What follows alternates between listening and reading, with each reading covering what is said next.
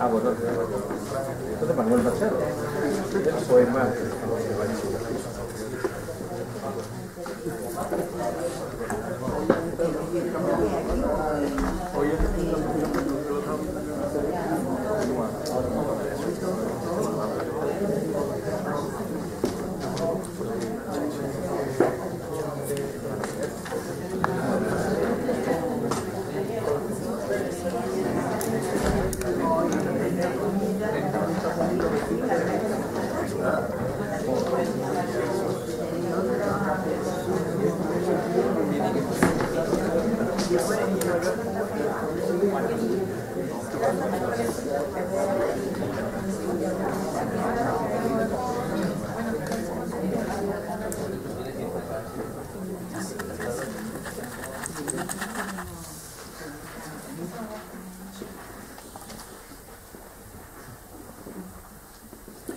La Real Academia de San Romualdo de Ciencias, Letras y Artes celebra Junta General Pública y Extraordinaria para dar posesión de una plaza de académico en la clase de correspondiente y en la rama de letras al doctor don Miguel Cruz Giraldes.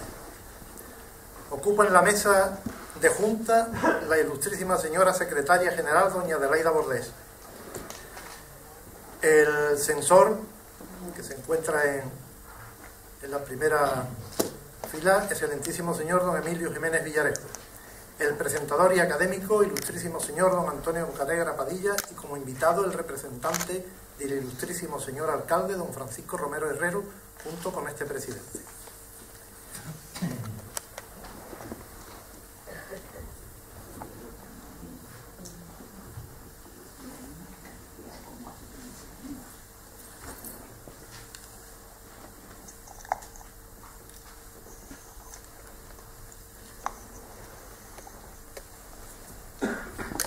Se abre la sesión.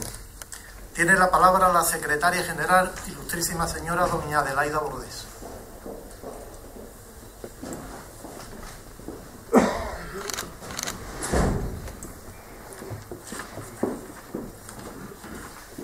En la Junta General Extraordinaria, celebrada en la sede de la Academia Cita en la Fundación Municipal de Cultura el día 21 de junio de 2011, recogida en el acta número 238 en la página 78, se acordó por unanimidad el ingreso como académico de la clase correspondiente del señor don Miguel Cruz Giraldes, doctor en Filología Hispánica por la Universidad de Sevilla, una vez cumplidos todos los requisitos y publicitada la plaza en el boletín oficial según establecen los estatutos y reglamentos de esta corporación y la normativa al respecto de la Junta de Andalucía. Comunicado el acuerdo al recipiendario, se estableció el plazo reglamentario para su ingreso, que con posterioridad quedó fijado para la fecha 14 de febrero de 2012, siendo el título de su discurso de toma de posesión: La Lola se va a los puertos, la isla se queda sola, la fortuna de una copla, de la lírica al teatro.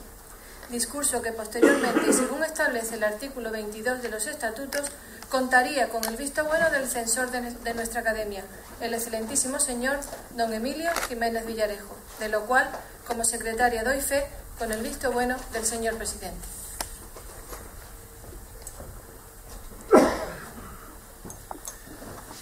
Muchas gracias, doña Adelaida Bordés.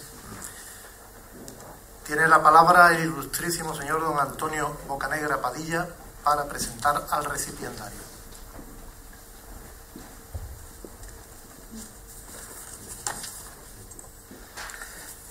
Excelentísimo señor presidente de la Academia de San Romualdo de Ciencias, Letras y Artes, señor concejal de Cultura, estimados compañeros de Academia, amigos todos.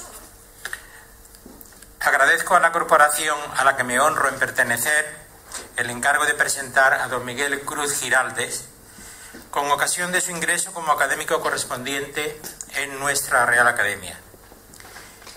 Y lo hago animado por una doble satisfacción: la de presentar ante ustedes a un auténtico hombre de mérito, con un currículum realmente envidiable, y a un colega con el que, por su profesión, dedicación y trayectoria, me siento plenamente identificado, salvando siempre las distancias, claro está, o como dicen los academicistas y amantes de latines, que no de latinajos, mutatis mutandi.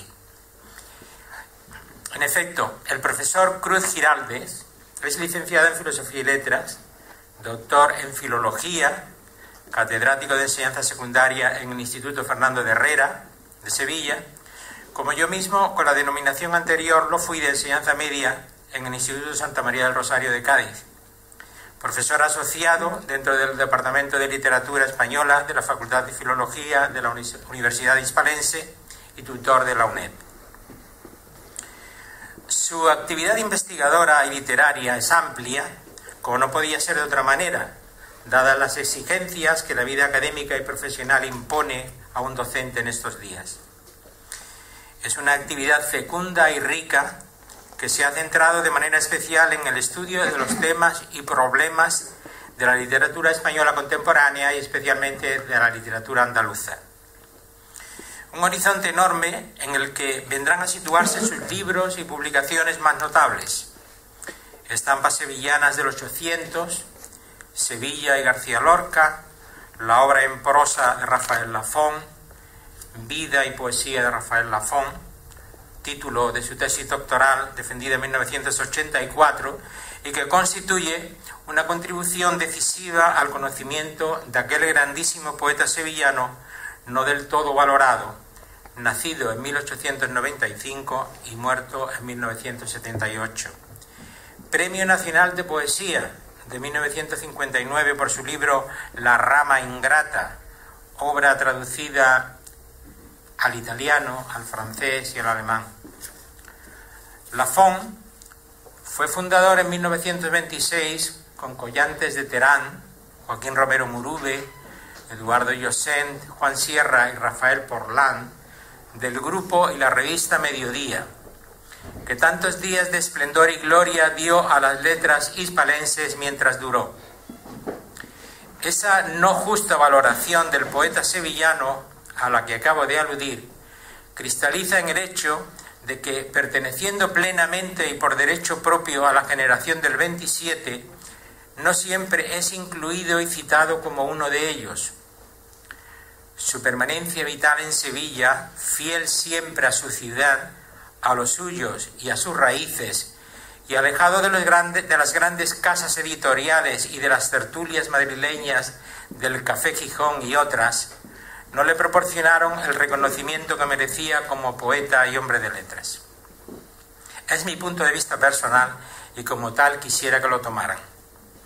Pero sí quiero resaltar el encomiable esfuerzo y el éxito de nuestro futuro académico en reivindicar su figura y su obra. Pero no hemos venido aquí a hablar del autor de Cráter, romances y madrigales, etc., y tantos otros poemarios que lo merecen, y del que solo podría disertar con autoridad precisamente él, el profesor Cruz Giraldes. Vengo a hablar de este, precisamente. Perdonen pues esta disquisición sobre Rafael Lafón, oportuna por otro lado. El conjunto o catálogo de trabajos de investigación en forma de artículos, estudios, capítulos de libros, colaboraciones en revistas literarias, etc., de nuestro recipiendario es enorme. Citemos algunos, dejando a un lado sus notables visiones líricas sobre los pasos sevillanos y la Semana Santa, que son numerosas. El profesor Cruz ha estudiado, entre otros, la biblioteca de Blas Infante en Coria del Río, la obra de los hermanos Quintero, la literatura andaluza del siglo XVIII, la poesía de Dámaso Alonso. Ha realizado varios estudios sobre Juan Ramón Jiménez y su relación con América. La obra narrativa sobre el campo de Manuel Halcón. Ha estudiado a Luis Cernuda en su obra Luis Cernuda y la nostalgia del paraíso. El auto sacramental como exponente teatral de la mentalidad barroca. A Federico García Lorca en Federico García Lorca y la Semana Santa de Sevilla, y en Federico García Lorca, poeta universal. A Vicente Alexandre en la poesía de Vicente Alexandre. Ha realizado numerosos estudios críticos literarios sobre diversos poemas de Manuel Machado, Adriano del Valle, Quintana e incluso Cervantes, en unas octavas a la Inmaculada en el Persiles, etcétera, etcétera.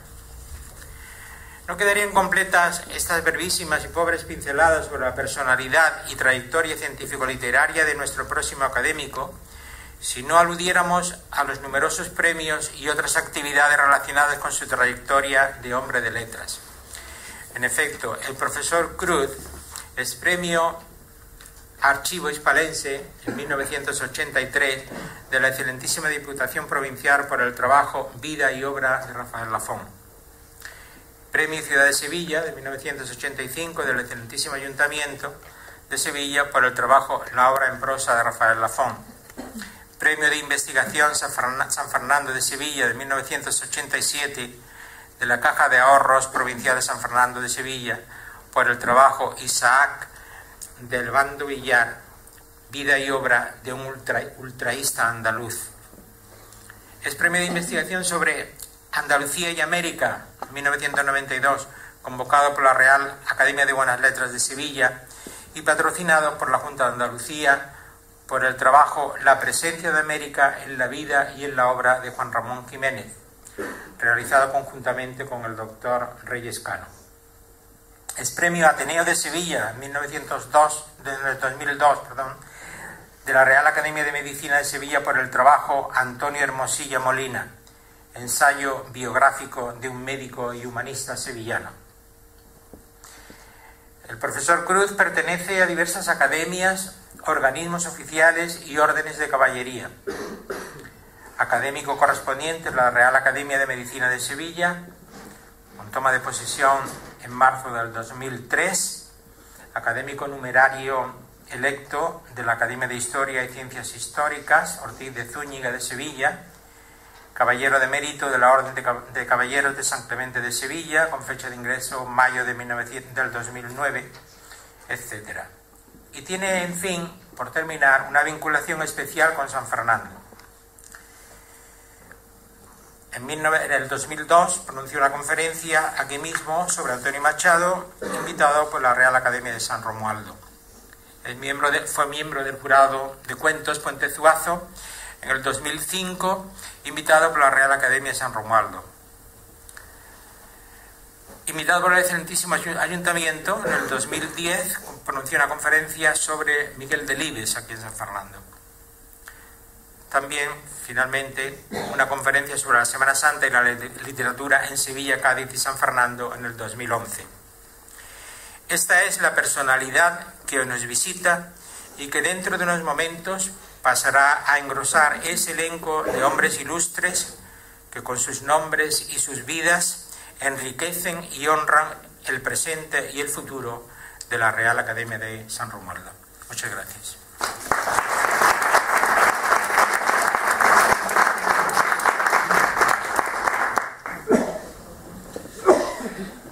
Muchas gracias, don Antonio Bocanegra.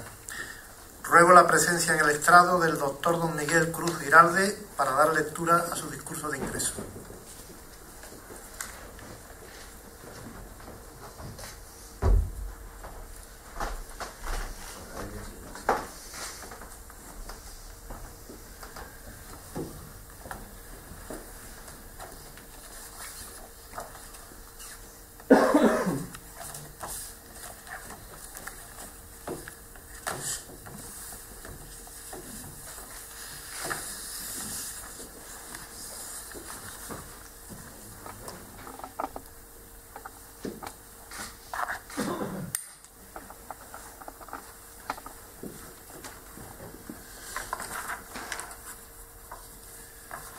Excelentísimo señor presidente y miembros de la Junta de Gobierno de la Real Academia de San Romualdo de Ciencias, Letras y Artes de la ciudad de San Fernando.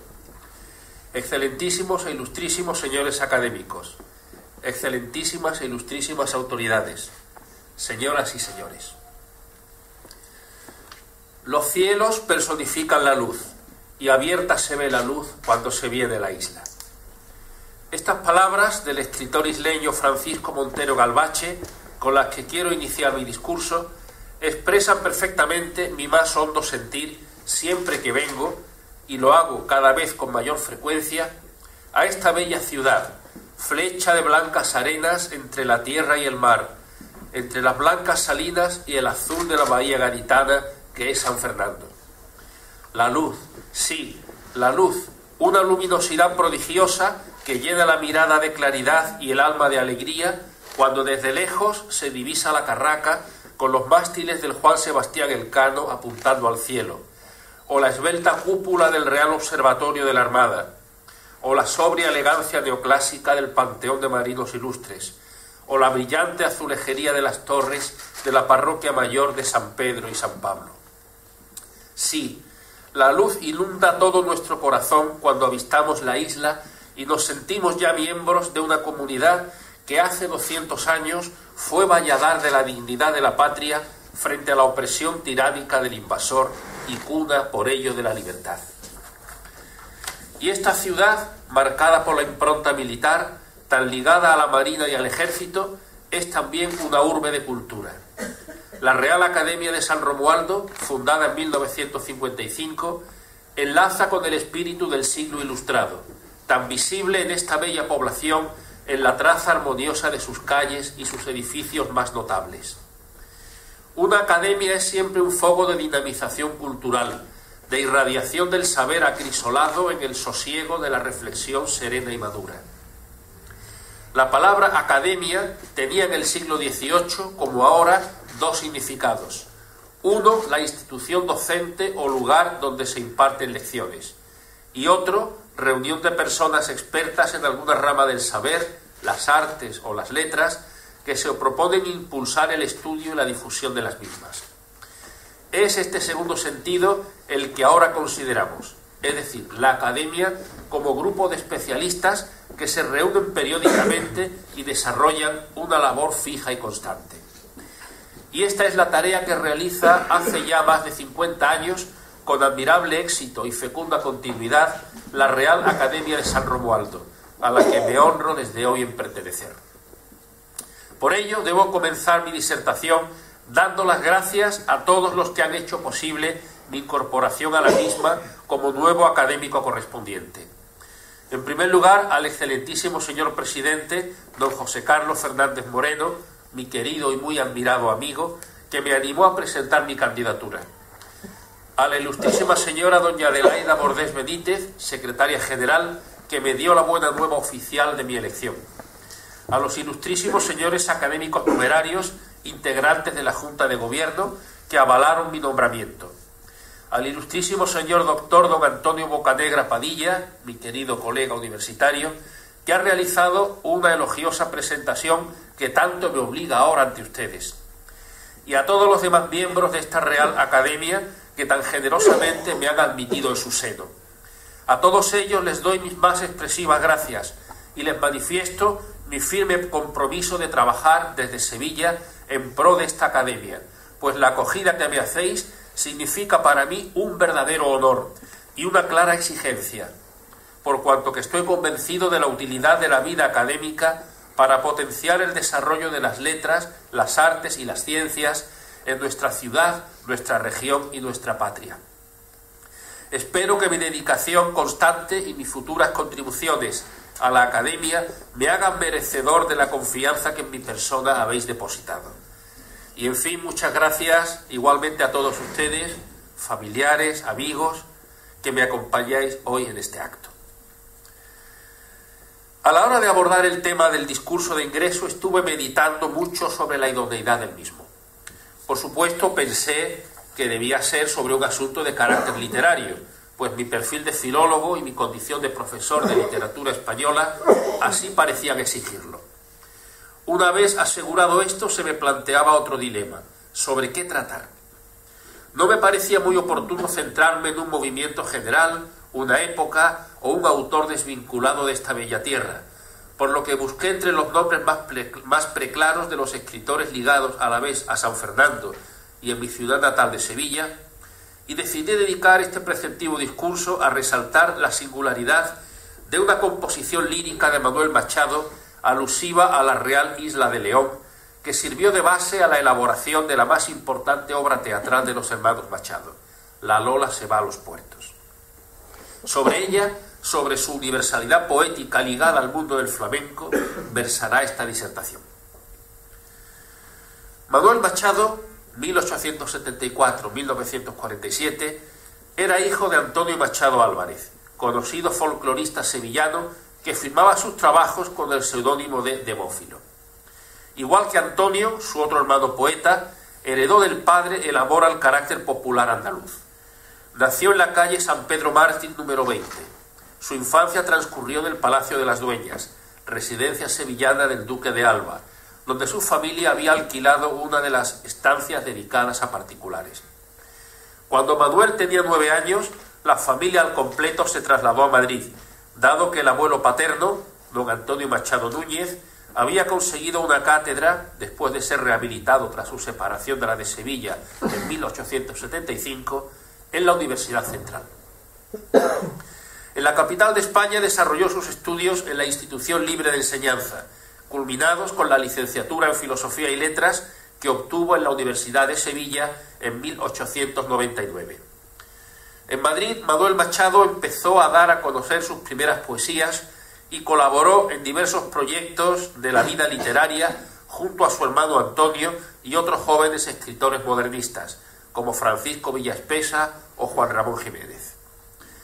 El año de estancia en París, 1899-1900, fue muy beneficioso para su formación poética. Allí asimilaría el modernismo y las novedades pardasianas y simbolistas de primera mano. Este fue su punto de arranque. Después siguió un derrotero más personal, en el cual tuvieron especial importancia el colorismo y la sensualidad de Andalucía, junto a la gravedad y hondura en la introspección en sí mismo. Su obra poética más importante fue Alma, de 1902, libro que reúne unos componentes temáticos y unas actitudes, orientalismo y andalucismo, erotismo y frivolidad, que con el tiempo se convirtieron en sus líneas más características.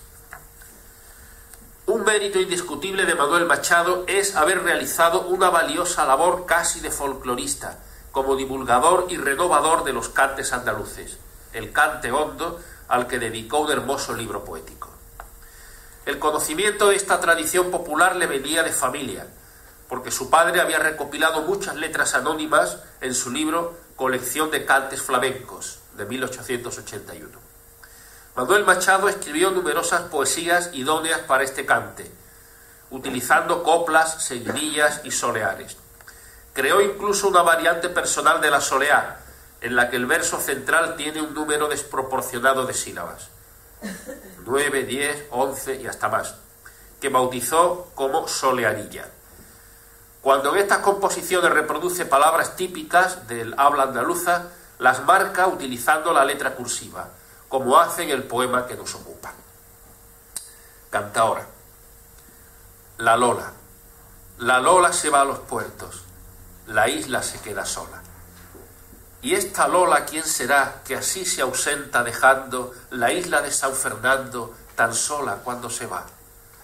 Sevillanas, chuflas, tientos, marianas, tarantas, tonás, livianas, peteneras, soleares, solearillas, polos, cañas, seguirillas, martinetes, carceleras, serranas, cartageneras, malagueñas, granadinas, todo el cante de Levante, todo el cante de las minas, todo el cante que cantó tía Salvahora, la Trini, la Coquinera, la Pastora, y el Fillo y el Lebrijano, y Curro Pabla, su hermano, Proita, Moya, Ramoncillo, Tobalo, inventor del polo, Silverio, Chacón, Manolo Torres, Juanelo, Maolillo.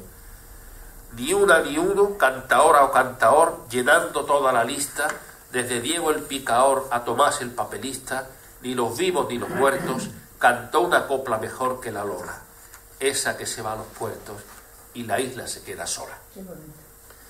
Esta composición, que tienen ustedes en el texto que se les ha proporcionado, pertenece al libro Sevilla, de 1920, una obra que junto a Cante Hondo, de 1912, supuso un verdadero logro, ya que anticipa el gusto neopopularista de la generación del 27.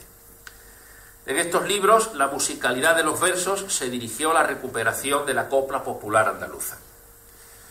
El poema en cuestión es una silva de arte menor en la que se combinan los versos aconsonantados, octosílabos y tetrasílabos, con un marcado ritmo sincopado que sin duda favorece su interpretación cantada y acompañada de guitarra, a la vez que acentúa su vocación popular.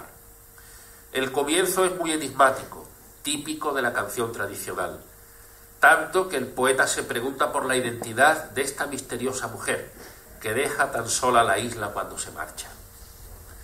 Seguidamente, Manuel Machado aprovecha la ocasión para enumerar los más importantes cantes flamencos, versos 8 al 18. En primer lugar, las sevillanas, de aire popular y con base estrófica en la seguidilla con bordón. Están incluidas entre los palos del flamenco y son un cante y baile típicos de la capital andaluza, que se interpretan en las distintas ferias y romerías que se celebran por toda la región, sobre todo en la Feria de Abril de Sevilla o en las Cruces de Mayo de Lebrija. También eran populares en los corrales de vecinos y en los patios. A la Feria de Sevilla llegaron el mismo año de su fundación, en 1847, ya con el nombre que las ha caracterizado, aunque no obtuviera plena oficialidad hasta la inclusión del término con esta acepción en el diccionario de la Real Academia de la Lengua en 1884. Las chuflas son unos cantes ligeros, de corte gitano y festero, que consisten en estilos de bulerías y de tangos fundamentalmente. Sus letras suelen ser improvisadas y se cantan en los momentos más festivos. Pertenecen al denominado cante de los puertos. Los tientos, un cante con coplas de 3 o 4 versos octosílabos que se incluye en la familia de los tangos, de quien toma el compás, aunque a un ritmo más ralentizado. Marianas, otro cante del grupo de los tangos, pero más ralentizado aún al estilo de los tientos. Las tarantas, un cante esencialmente levantino, que no presenta en cuanto a su forma la menor analogía con los cantes flamencos originales. Sus variantes no son creaciones personales, sino modalidades muy poco diferenciadas de tipo local o comarcal. Las tonás, que para casi todos los expertos es el cante madre del flamenco, del que parten todos los demás. Su origen es incierto, aunque podría tener su antecedente en los romances o corridos gitanos. Livianas, se trata de un cante flamenco por seguidillas con algunos matices que reciben su nombre en teoría por ser más fáciles de interpretar que estas. Las peteneras son uno de los palos más curiosos del flamenco. La petenera es un cante con una copla de 4 versos octosílabos que al ser cantada se convierten generalmente en 6 por la repetición de uno de ellos y el añadido de otro ajeno a la copla. Soleares. La soleá es un cante basado en una copla popular andaluza formada por 3 versos octosílabos con rima asonante el primero y el tercero, mientras queda suelto el segundo. Su origen puede estar en el siglo XIX como cante que acompañaba a un baile llamado jaleo. La solearilla, una variante de la anterior, está formada por 3 versos, de los cuales el primero y el tercero, hexasílabos, riman en asonante, y el segundo, de 9 a 12 sílabas, va suelto. Polos. El polo es un cante con letra de 4 versos octosílabos que riman el segundo y el cuarto. Presenta numerosas afinidades musicales con la caña. Las cañas. Se trata de un estilo largo emparentado con la soleá que se remata con un macho de difícil ejecución. Considerado como el tronco de muchos de los cantes actuales, su origen podría ser de ronda. Seguidillas. Es por antonomasia el cante de la pena y presenta una variedad estilística extensísima. Martinetes. Tiene su origen en las fraguas como cante para acompañar el trabajo del herrero. Se considera una modalidad de la toná como la carcelera o la debla. No tiene acompañamiento de guitarra y se suele arropar por la percusión de un martillo sobre el yunque. Carceleras. Es un cante de Cádiz y Sevilla con una copla de 4 versos octosílabos entroncado con el grupo de las tonás. Tiene algún parecido con el martinete y expresa el dolor del hombre preso. Serranas, cante propio de la sierra, seguramente surgido en la de ronda y emparentado con la seguidilla. Las cartageneras son un cante flamenco con copla de 4 o 5 versos octosílabos que pertenece al grupo de los de Levante, Murcia y Almería, y dentro de este al de las Minas. Malagueñas es el tronco básico de los cantes de Levante, procedente de los antiguos fandangos malagueños. Es un cante flamenco muy rico desde el punto de vista melódico. Granadinas, otro cante de levante cuyo ritmo es libre dependiendo cantaor y guitarrista de un ritmo interno sobre el que realizan el cante y su acompañamiento. La falseta es muy acompasada y rica en ornamentos de todo tipo. Al cantaor se le exige una voz potente y ágil. Y por fin el cante de levante y el cante de las minas, que son dos denominaciones prácticamente equivalentes para designar los cantes flamencos propios de Andalucía Oriental y de Murcia, a donde llegaron importados por los mineros andaluces que trabajaban en Cartagena y en La Unión. Aunque la enumeración de tipos de cantes que hace el poeta es muy amplia, no resulta sin embargo exhaustiva. Los puntos suspensivos que vemos en los versos 10, 12, 14 y 19 indican que la serie queda abierta y por lo tanto podrían citarse más, por ejemplo la saeta o la bulería. En cuanto al orden de la enumeración, Manuel Machado va refiriendo los distintos palos o estilos del cante flamenco desde la Andalucía occidental a la oriental, de las formas del cante de los puertos a las del cante de levante y el cante de las minas. Que era un buen aficionado al flamenco y que había oído muchas veces estos cantes que tanto apreciaba su padre en Madrid o en sus viajes a Sevilla o a Cádiz, en las fiestas y en las juergas en las que era él tan dado a participar en su dorada juventud bohemia, resulta muy evidente. Después pasa a homenajear, como hace el autor en otros poemas, a los más importantes cantaores y artistas flamencos, versos 19 al 28. Casi todos ellos de mediados y finales del siglo XIX y comienzos del XX. Empieza por la mítica Tía Salvahora, cantaora gitana de Jerez, famosa por sus tonás, seguirillas y soleares, y por la Trinidad Navarro Carrillo, una cantaora malagueña, 1868-1930, que se hizo célebre en toda Andalucía trabajando en los principales cafés cantantes de la época. Se consagró como una genial intérprete de malagueñas y creó varias formas personales de este estilo, que han llegado hasta hoy. Sigue después la Coquinera, nacida en 1874 y fallecida hacia 1950. Famosa bailaora nacida en el puerto de Santa María, que desarrolló su carrera artística también en los cafés cantantes de Madrid. Como otros artistas flamencos, tuvo amistad con escritores, pintores e intelectuales de la época, que la elogiaron, la retrataron y apreciaron mucho su arte. La pastora es sin duda la gran Pastora Imperio, cuyo nombre real era Pastora Rojas Monje, Sevilla 1889, Madrid 79.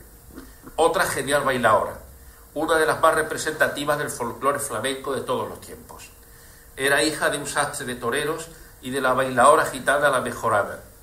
Pisó desde muy joven los escenarios, interpretando un repertorio muy diverso, muy variado, pues recitaba, cantaba y bailaba cualquier tema del folclore español. Actuó por toda la geografía nacional y por Hispanoamérica, y su arte fue también muy estimado por los intelectuales de la época. Se consagró al actuar como primera figura en el estreno de El amor brujo, de Manuel de Falla, en 1915. El Fillo, Francisco Ortega Vargas, fue un cantador de esta tierra, nacido en San Fernando a principios del siglo XIX y muerto en Sevilla en 1878. Influyó en la definición del cante de Triana y tuvo una voz portentosa, bronca y áspera, de tal fuerza que esas características han quedado en el flamenco ligadas a la denominación de un tipo de voz con el nombre de afillá. Fue el gran patriarca del cante gitano andaluz, citado entre otros por Esteban Calderón en un baile en Triana, y el gran maestro de los cantaores que vinieron después. Dominó los cantes puramente gitanos y los dio a conocer por los puertos de Cádiz, Jerez de la Frontera y gran parte de la provincia de Sevilla. De esta forma comenzó la época evolutiva de estos cantes y bailes gitanos. El lebrijano es Diego Fernández Flores, nacido en 1847 y fallecido hacia 1910, que cantó junto a las grandes figuras del último tercio del siglo XIX. Entre todos los cantes que interpretó destacó por las tonás, seguirillas, soleares, cañas y hasta el cante de guajiras, aunque se le identifica sobre todo por su contribución a la debla. Curro Pabla Francisco de Paula Ortega Vargas, era hermano del Fillo. Demófilo le asigna la creación de una tonal liviana. Sobre su muerte existe la leyenda de que perdió la vida a manos del marido de su amante, lo que motivaría una seguirilla del Fillo. Proita es un cantaor flamenco del siglo XIX, natural de Jerez de la Frontera. Es uno de los artistas que mejor representan la relevancia de Jerez dentro del mundo del flamenco en la época. Moya fue otro cantaor del siglo XIX, famoso por sus tonás, igual que Ramoncillo, cantaor antiguo trianero. Mucho más conocido es Tobalo, Cristóbal Palmero Tobalo, nacido en Ronda en 1870 y muerto en 1830, que fue un artista mítico, creador del polo que lleva su apellido y uno de los impulsores de los cantes payos y de las rondeñas. Y Silverio, el gran Silverio Franconetti, nacido en Sevilla en 1831 y fallecido en 1889. Siendo niño, su familia se trasladó a Morón de la Frontera, donde accedió a estudios elementales y aprendió el oficio de sastre en la tienda que regentaban su padre, de origen italiano, y su hermano mayor. A los 10 años ya frecuentaba las fraguas de los gitanos en Morón, donde recibió la influencia de sus cantes, especialmente del Fillo. Silverio Franconetti fue el primer gran cantaor no gitano, empeñado en dignificar el cante flamenco, en una etapa en la que se encontraba relegado en los estratos sociales más bajos y marginales. Él fue el precursor de los cafés cantantes y de los conciertos flamencos, e hizo famosa la seguirilla de Silverio, una variación personal de la seguirilla gitana. En 1855 emigró a América, donde se dedicó a la ganadería como picador en la Argentina y a la milicia en Uruguay, de cuyo ejército llegó a ser oficial. A su vuelta a España en 1864, cuenta Demófilo que fue reconocido al desembarcar en Cádiz por la concurrencia en una taberna al comenzar a cantar por seguirillas. Silverio desarrolló su actividad artística entre Sevilla, Jerez de la Frontera y Cádiz, ciudad esta donde se le proclamó como el rey de los cantaores. Su gran mérito fue sacar al flamenco de su humilde entorno social original y llevarlo a otros foros distintos y más dignos. Chacón, don Antonio Chacón García, nacido en Jerez de la Frontera en 1869 y muerto en Madrid en 1929, fue otro gran cantaor flamenco, al que sí pudo escuchar Manuel Machado. Destacó especialmente interpretando cartageneras, malagueñas y guajiras que le valieron una gran estima entre todos los aficionados y el apelativo de don con el que se le conoce, don Antonio Chacón. Y Torres, en realidad Manuel Soto Loreto, nacido en Jerez de la Frontera en 1878 y fallecido en Sevilla en 1933, apodado por su enorme estatura Manuel Torre. Es otra de las grandes figuras y leyendas del cante flamenco. Gitano analfabeto, pero el hombre con mayor cultura en la sangre, decía de él García Lorca, aprendió de los maestros jerezanos y desarrolló su actividad profesional en los cafés cantantes sevillanos. Fue un cantaor largo que hizo casi todos los estilos y en todos ellos dejó su firma con una genial personalidad. Pero destacó muy especialmente en la saeta, que elevó a una excepcional categoría, dotándola de un hondo dramatismo y un sentimiento que lastimaban a quienes la oían. Juanelo fue un cantaor del siglo XIX, informante de Demófilo en su labor recopilatoria, que interpretaba maravillosamente las livianas. Su original estilo de la toná alcanzó una gran difusión en su tiempo. Realizó la primera clasificación del cante flamenco. Y Maolillo debe ser Manolillo el Maestro, otro cantaor del siglo XIX, asentado en Triana, que se dio a conocer muy joven, lo que explica el diminutivo dialectalizado. La mayoría de estos artistas tuvo una vida bastante azarosa. Por las mismas fechas en que Manuel Machado escribe este poema, declaraba García Lorca: los intérpretes del cante hondo destrozaron su propia alma entre las tempestades del sentimiento.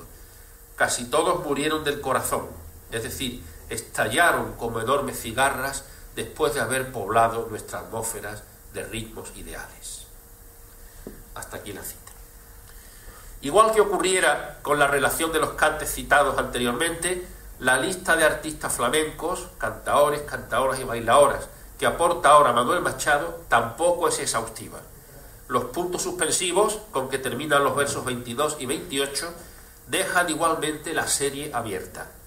Podrían haber sido más los nombres incluidos. Así, por ejemplo, no figuran cantaores tan significativos como El Planeta, entre los antiguos, ni Vallejo, entre los contemporáneos del autor.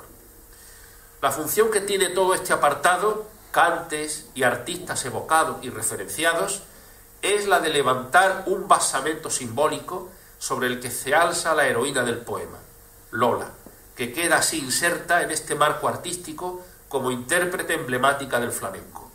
De este modo queda plenamente justificado el título de la composición. Y el último apartado, versos 29 al 38, remata este pedestal sobre el que se levanta el monumento poético a Lola. Nadie ha sido más grande que ella, ni los vivos ni los muertos. Y como puntos de referencia aporta otros dos nombres míticos del flamenco, Diego el Picaor y Tomás el Papelista. Ni siquiera ellos cantaron una copla mejor que la Lola. Diego el Picaor, o Tío Diego el Picaó, fue un cantaor jerezano nacido en el último tercio del siglo XVIII. Fue uno de los más antiguos creadores del cante de su tierra y además picador de toros, de ahí su apodo.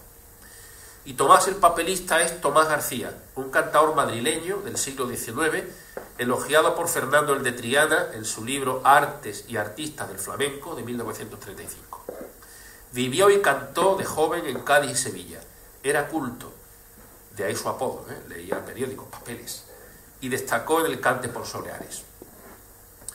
Y los versos finales, 36 al 38, que cierran el poema, suponen su cumbre y conectan además con el principio.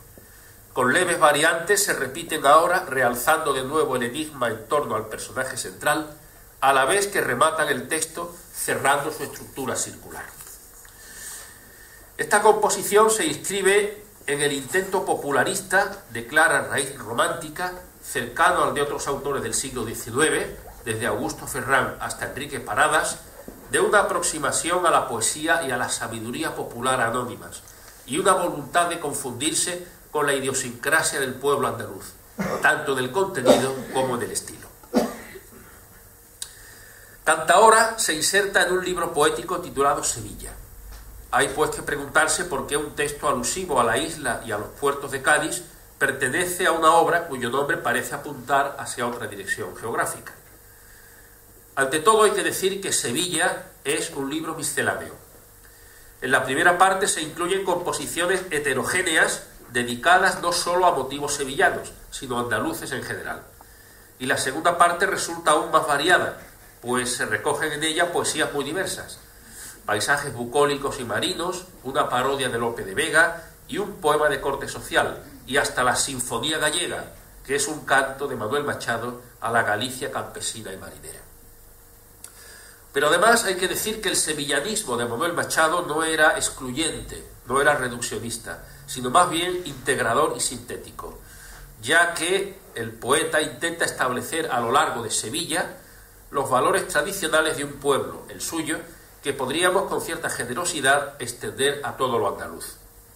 Así en Cantaora no se nos aclara de dónde es Lola, aunque se la sitúa aquí en San Fernando, y los artistas flamencos con los que se la compara son de Cádiz, Jerez, Los Puertos, Sevilla y hasta de Madrid.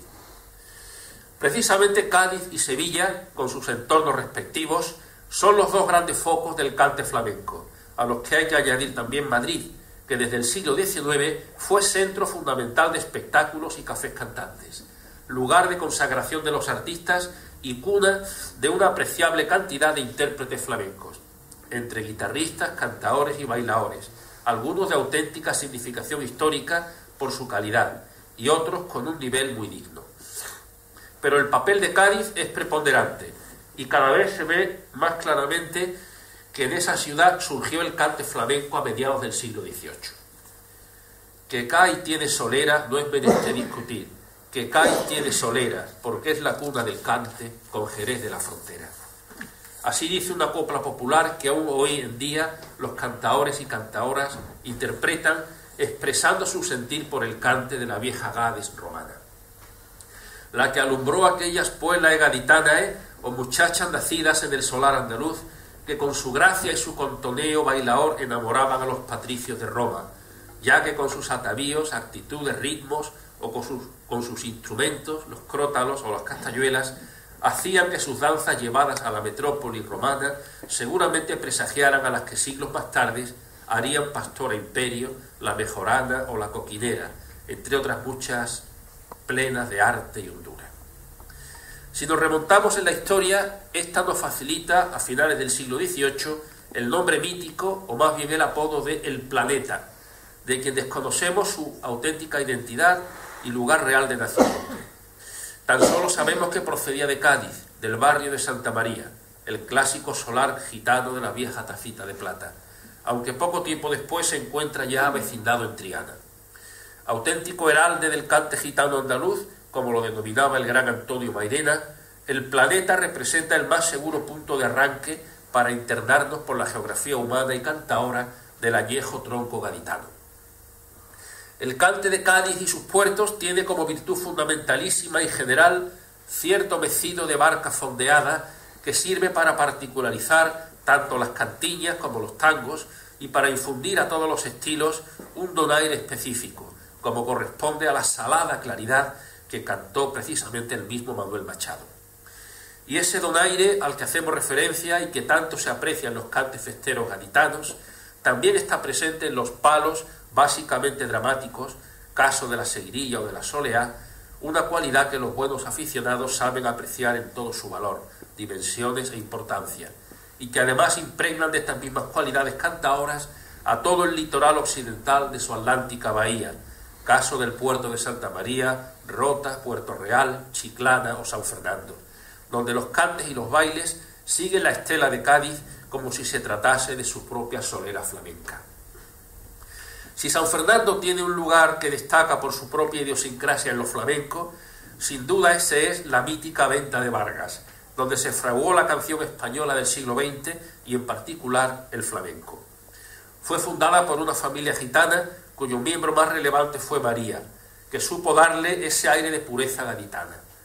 Era un lugar de paso estratégicamente situado en la entrada de San Fernando, la única por tierra que tenía la ciudad, y cerca de su plaza de toros.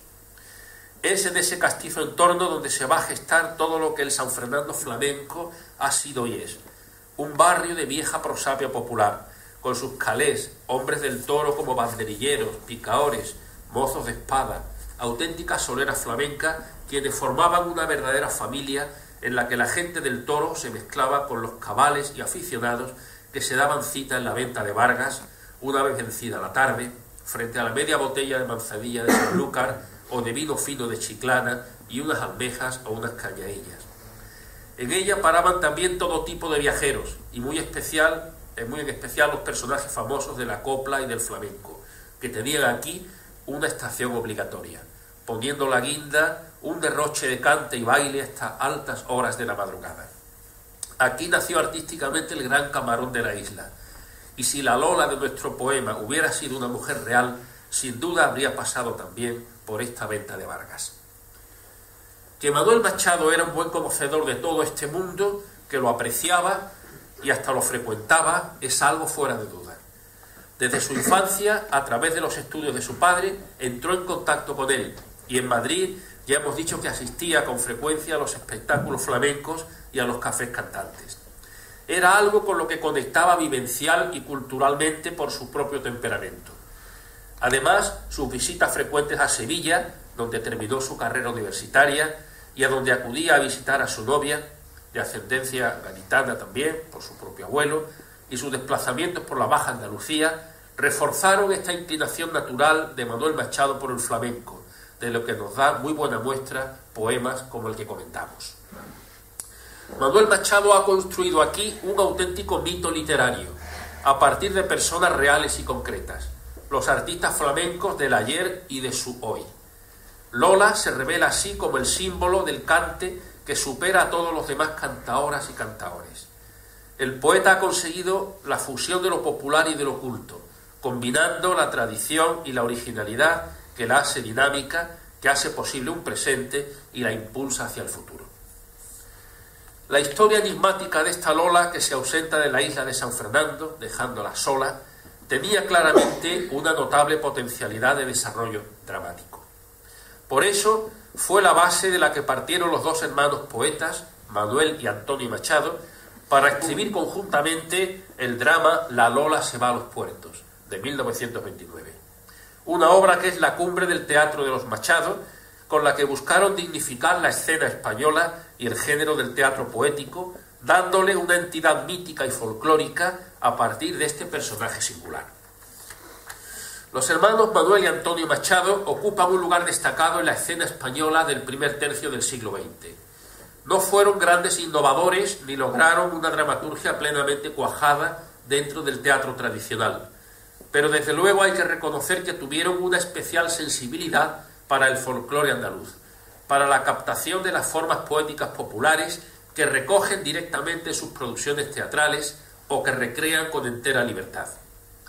Con ellas pueden dar forma artística a personajes como la Lola de nuestro poema, germen de la heroína del drama posterior, y a las situaciones ambientales, y en ellas reconocía al público un patrimonio común con el que colectivamente se identificaba. Ello constituye un aspecto fundamental de su teatro, en el que residió una de las claves de su éxito y que justifica plenamente su vigencia actual. Aunque el punto de arranque de la obra sea un poema de Manuel, el resultado dramático final es fruto de la colaboración conjunta de los dos hermanos. Así lo indica Dámaso Chicharro Chamorro, cuando a propósito del teatro machadiano advierte de la dificultad de delimitar lo que es de uno o de otro autor. Porque dice, puestos a señalar coincidencias teatrales, que las hay, no podemos estar seguros de ninguna de ellas.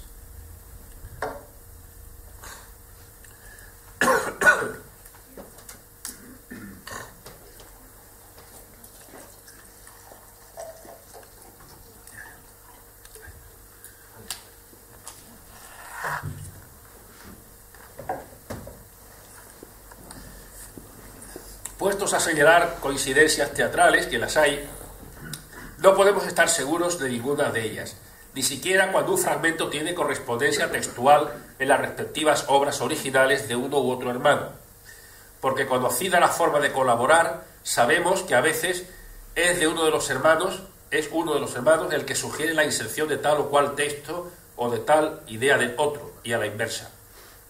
Con lo cual, ni siquiera en los casos en que exista una correspondencia tan evidente, podemos tener seguridad de que tal fragmento pertenezca a uno u otro. Deslindar qué es de cada uno en el teatro de los Machado se convierte por ello en algo poco menos que imposible, dada la compenetración mutua con la que trabajaban los dos sus piezas dramáticas. Ya en su época esto era algo que intrigaba a muchos espectadores y lectores. Creían adivinar la mano de Manuel o la de Antonio en un pasaje concreto de una obra, y casi siempre se equivocaban, lo que provocaba la sonrisa burlona de los autores, que nunca quisieron revelar un misterio que formaba parte de su juego literario.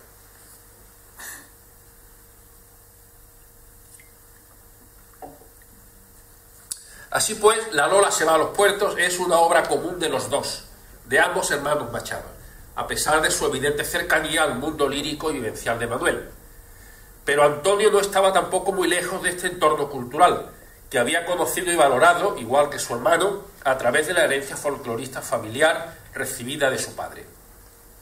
Y es que no es razonable pensar que ninguno de ellos fuera a suscribir algo que repugnara a su razón o a sus ideas, que hiriese o siquiera molestase su sensibilidad artística. En La Lola se va a los puertos, la canción lírica da paso a un desarrollo por extenso de la materia poética en ella contenida, de forma que la imagen del personaje central ocupa por entero el espacio dramático y se convierte en encarnación viva del misterio de la copla. En otro momento señalé que entre todos los componentes que integran el teatro machadiano, sin duda el de mayor trascendencia y la clave principal de su éxito es el conjunto de elementos lírico-populares, coplas, soleares, cantares, que pertenecen al acervo popular andaluz y que los autores insertan en sus obras dramáticas, así como las creaciones propias de los Machado inspiradas en esta tradición del cante flamenco. Aquí esto es obvio, hasta el punto de que podemos considerar que el propósito principal de esta obra es el folclorismo, en el mejor sentido de este término.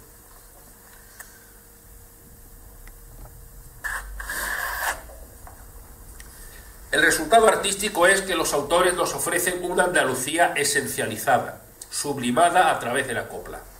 Lola se debe solo a su arte. Por eso rechazará el amor de un hombre, de los hombres, que es siempre posesivo y limitador para ella. Por eso abandona su tierra para poner mar por medio para defender su libertad. La obra teatral se cierra con un cantar que resume al final todo el valor simbólico que ha desempeñado Lola como encarnación del cante. La Lola se va a los puertos, la isla se queda sola. Enlazamos pues aquí con el principio, el cierre de la obra vuelve a su comienzo, al poema lírico de Manuel Machado del que arrancaba. Enrique Baltanás ve en esta sublimación de Lola una analogía con la ascensión de Cristo a los cielos. Estamos pues ante la construcción de un mito. Cuando una imagen o clave se convierten en mitemas, es decir, factores determinantes para la comprensión de la obra y la actitud de su autor, y su producción es percibida por el público como algo inherente a su propia cultura, a su visión del mundo y de la realidad, estamos ante la construcción de un mito. Eso es lo que ocurre en La Lola se va a los puertos. Aquí los dos hermanos Machado recogen una atmósfera popular que asume las notas ambientales de un espacio geográfico muy concreto, el de la Andalucía la Baja, que tras pasar por el tamiz romántico se convirtió en el paradigma adecuado para escenificar los comportamientos y las tipologías castizas. Lola es por eso un símbolo, un verdadero mito, la encarnación del alma popular andaluza cifrada en el cante flamenco. En la literatura y el folclore, la figura del cantaor es terreno abonado para la filosofía, la bailaora para la sensualidad. El cante aparece preferentemente como masculino, con excepciones como la de la Lola de los Machado, y el baile como femenino. Aquí Lola es el espíritu del cante, esencia del alma andaluza. No es de este mundo, porque el cante es casi religión y la cantaora su sacerdotisa. En este espacio de cultura de dimensión universal, los héroes como Lola son también intemporales. En conclusión, el mundo del cante está en el fondo del flamenquismo. No fue solo un producto musical, sino una forma de vida, la bohemia a la andaluza, y una seña de identidad de una región en busca de su personalidad, de su perfil cultural, de sus signos diferenciales en el contexto del regionalismo contemporáneo. Pero Lola encarna además el mito de la nueva mujer libre, que arranca también del romanticismo, la Carmen de Merriné, rechazando el amor y la protección de los hombres porque ella se debe a su cante y es autónoma con su trabajo. De ahí el desconcierto y hasta el miedo que provocará en los varones que se acerquen a ella, fascinados por su atracción, pero alarmados por sus actitudes tan libres, tan poco convencionales. Y es que Lola es la antítesis de la mujer sumisa tradicional. Ella es una heroína que encarna la contradicción entre fatalismo y libertad, entre la mujer que se sabe sometida a un destino inevitable y la mujer que afirma su libertad y está dispuesta a defenderla hasta el punto de marcharse de su propia tierra. Y todo este desarrollo mítico que se plantea en esta obra teatral está contenido ya en germen en el poema de Manuel Machado, que es su punto de partida. Intuición genial de unos autores que supieron vislumbrar toda la potencialidad de la dimensión simbólica que tenía esta Lola, esa que se va a los puertos mientras la isla se queda sola. He dicho.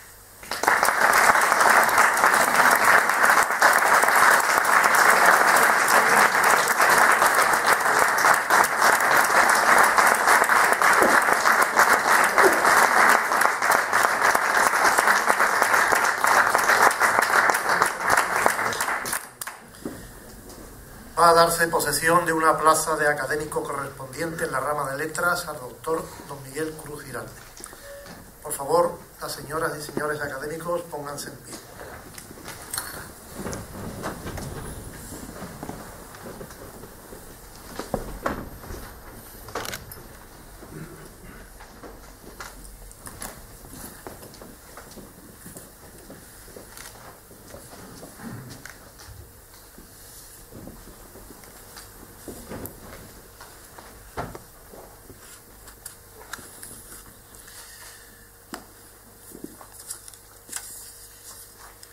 Según se expresa en el título segundo artículo 11 de los estatutos, y cumplidos todos los requisitos que en él se establecen, incluida la publicación de la vacante en los medios oficiales y el informe del censor, excelentísimo señor don Emilio Jiménez Villarejo, y atendiendo el título segundo, artículo 12 del reglamento, se va a proceder a dar posesión de una plaza de académico correspondiente en la rama de letras al doctor don Miguel Cruz Giralde. Prometéis observar los estatutos, el reglamento y acuerdos de esta academia, honrarla siempre, mirando por su mayor lustre y esplendor, y cumplir fielmente todas las obligaciones de académico. Sí, prometo.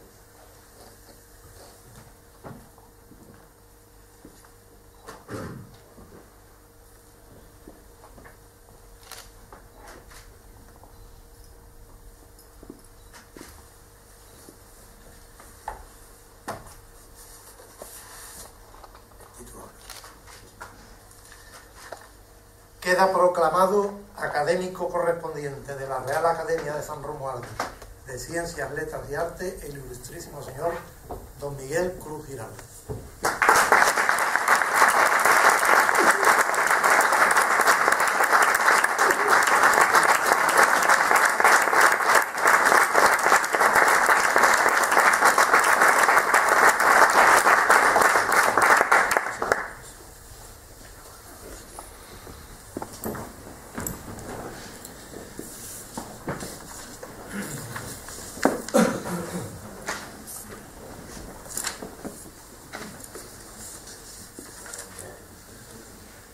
Don Miguel Cruz Giralde cuenta con nuestro cariño y nuestra admiración, sentimientos desde los que le expresamos nuestra más entusiasta bienvenida a la Academia, en la que no solo encontrará compañeros de corporación académica, sino amigos, que desde hace muchos años somos conocedores de su valía intelectual, de su entrega al trabajo, de su afabilidad y también de sus sentimientos hacia esta tierra, hacia la isla de San Fernando, que hoy lo acoge en el seno de su institución académica, cumpliendo así, por un lado, una de las mayores ilusiones de don Miguel, según él mismo no se cansa de manifestar, y por otro, llevando a cabo una medida de reconocimiento a su trayectoria, que con tanto acierto ha expuesto don Antonio Bocanegra Padilla.